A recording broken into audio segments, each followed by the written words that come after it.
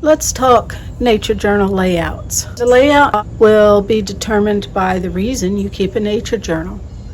If you're nature journaling for science, you would want to leave a lot of space around your drawings and sketches to be able to include important information such as the time of day, the weather, what was happening at the time.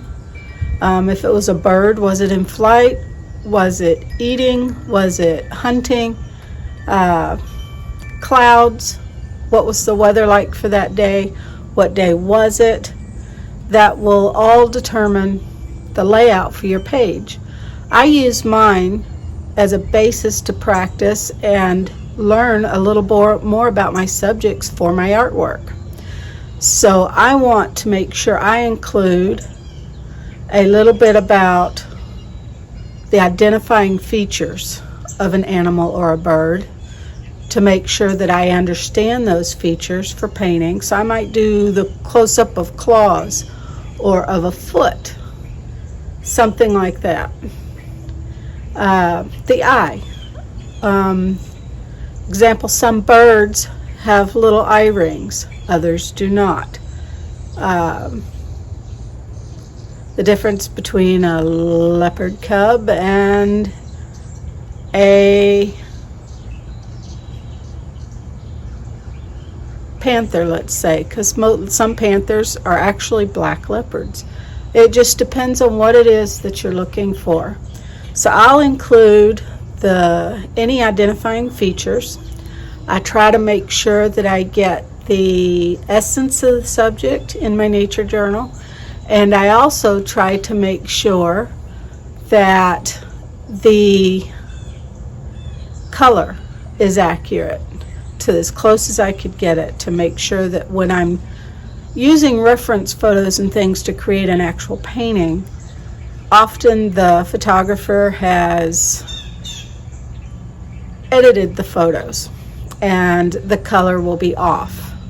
So I will use my sketchbooks, my nature journals, to be able to go back and say, oh, I've painted a house finch before. Let me go look at that shade of red. What did I use to create that shade of red from my palette? Shade of brown. What shades? There are so many shades of brown in nature. How did you get to that one? Is it a cool hue or tonal value? Is it a warm color? So these things will help me determine my paintings. Those are what I include in my nature journals. I will also, let's say you're a homeschool parent, a nature journal for the child and what you create would be more for the learning process to meet the curriculum that you're following. The information you need will determine your layout. Now, part of what I also do, I'm a grandmother, so I would like my nature journal to be interesting to future generations of my grandchildren and great-grandchildren and so forth. So right now I'm creating various nature journals, one for sparrows, one for houseplants, one for birds in Tennessee, which is the one I'm working on in this class. I have different nature journals for different subjects, and I like to include cool and neat facts that they would find interesting, because who's to say they're going to like nature? They may need a little coaxing to get into it. Who's to say they're going to like my artwork? They may need something else to make it something they want to keep and read and inspired by. So I have more of my subject because I like the art aspect of it, but small amounts of cool facts and notes in my nature journals.